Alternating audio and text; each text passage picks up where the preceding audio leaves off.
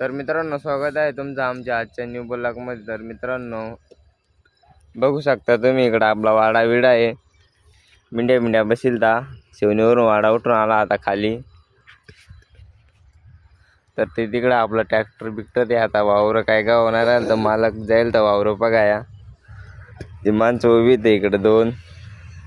ते नाव काय रे? सुरेश त्या आलं रे 22 कुठं राहतो तो? इथं शाहबाजावर यावरच राहतो। त्या बाबाचं नाव काय?